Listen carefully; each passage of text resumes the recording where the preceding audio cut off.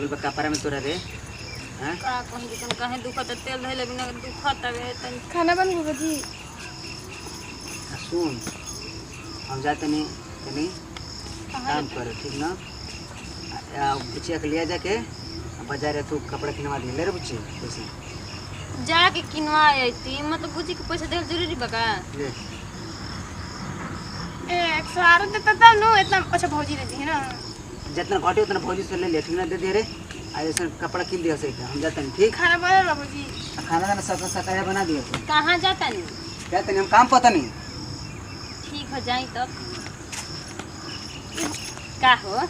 सत्य भौजी भैया पैसा देना जल्दी जल्दी खाना ना खा के चला ना हवा नया नया कपड़ा लेवा दी है जींस लेवा दी है ठीक ना। पैसा घटी ना तो एगो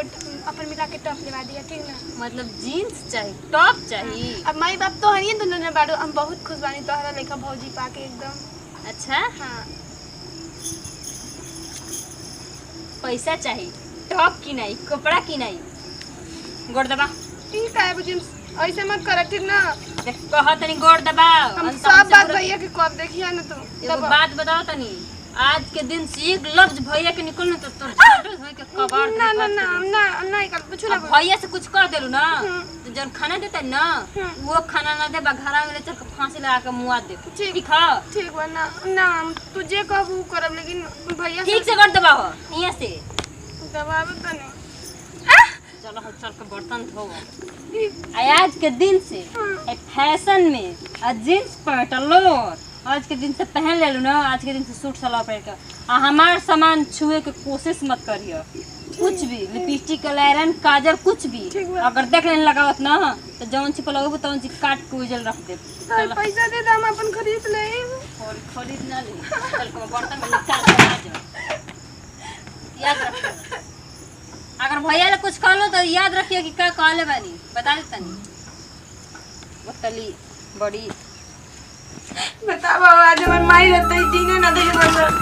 देखे पड़त भाई रात में तो बड़ी लम्बा लम्बा फेंक दिया। बताओ पैसों देना तो छीन लेना सी कलाबिन भौजाई भी है कह दिए कि भैया के बोलबो तो मुआ देवे ऐसे तो नहीं बना कि हम चुपे चल रही काम कोई मम्मी आज हमर माई बाप रहता ना तो दिने ना देखे पड़त फिर अब देख दादी जो सुना सैया देखने बहुत मार मारी कोले भी दिया के खाना बना लगी हमरे खाना बनाए ना आवे हम का करी चलता लकड़ी आने। हां कजन का लक्षण नहीं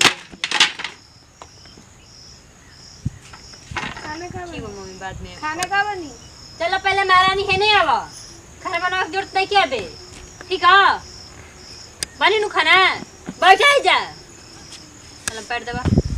बहुत थकल बनी पैर जोर से दुखाता तोड़ दे बुका कोड़ावा अबे तो कहलो कि बड़ी जोर से थाकल बनी पर तो दबाव तो नहीं तरान से तनी आ वही तरह चलो तो जरा तक तोड़ देबू जिंदे तो महतारी के खा गईली पैदा होते ए बहुत तो आने का मतलब ई नहीं कि तो हाथ पाना एकदम एक जबान ना तो तू हमर माई बाबूजी के बारे में ऐसे काहे हां तो एक लफ्ज निकलना तो जीभ ढक घिच ले राखी लगा के बता देतनी ए बोजी माई बाबू के करे में का गलती बा हमरा के जे सजा देवे के बाद ये तो अगला पैदा होते तो महतारी खा गईली बड़ भइली त बाप कहां से ताना मत मारा हम साले हमरा के मरबू तो हम केहू के कुछ ना बोल आज तक कि भैया के भी कुछ ना बोला लेकिन माई भैया के बोलबे कहां लेकर भैया के बोले के लायके कहां बड़े क्या होता है कुछ ना भैया कुछ ना जी कैसे बोला कर लिया तू कैसे बोलो कर ना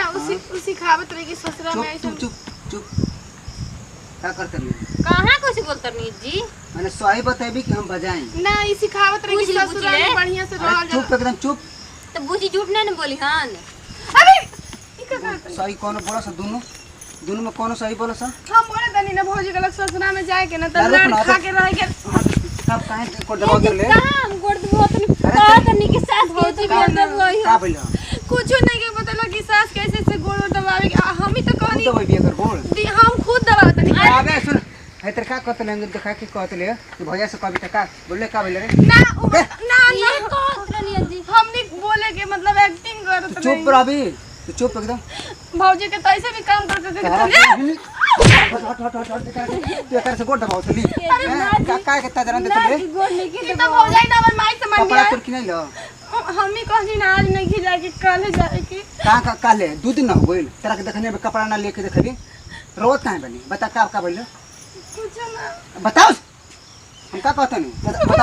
बता तोरे के हम मारे ला तो पैसा दे के गला तो भौजी हमरा से छीन ले लिया घर काम हमरा से करवावेली तो कोनो बात नहीं के करवावेली लेकिन माई बाबू के ताना मारे लिए ऐसे थोड़ा सा न रे तेरा बहिन के एगो बहिन बिया तू हट मोटा हमको हट ई का कर करबी आज के बाद का कहत रे होइसन गलती हां तू माई के बोली बिया तू रे ए भैया छोड़ दे तू बहन मारे ना हमरा के तो छोड़ दा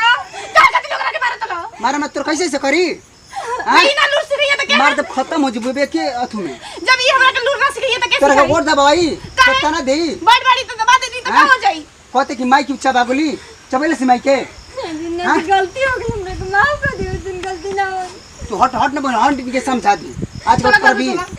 ना जबरदस्त ई ना सिखिए तो हमरा के काम धंधा के सिखाई गलती माफ कर दियो दिन गलती ना हो बच्चे हमरा को माफ कर दियो गलती ना हुई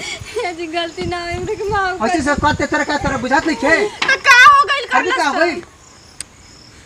हैं बोला मन कर अभी कर बताओ ऐसे से करत है तुमको बतावत नहीं कि हमरा के चलो चलती चलावत ले जी हम हमरा बहिन को अब चुप रह भैया गांव घर मुआ के गलत तो बता के ना हम ऐसे से करती है हैं लूरे तो सिखावत लोग सिखाते रह जाऊंगे गोड़ दबाते थके और यदि का कोई हो हमारा गोला का बात तो कौन ठीक बा हम ना कि घर रहता जाता नहीं सब्जी कर चल लेके जाके उधर चल तू घर में इधर चला रे हने आओ सुनाता कि आई हो जाके सब्जी लेके आ खेत में ले हम सब्जी ले तू जाई हां जो हम जाता नहीं भौजी जैबी पर जैबी हम जाते हम जो जाता नहीं भौजी ना नहीं के तू घर रह जो तब घर बाई है ठोकी पैसे आदमी करे ना घर में बैठल बैठल कर मुराई गावत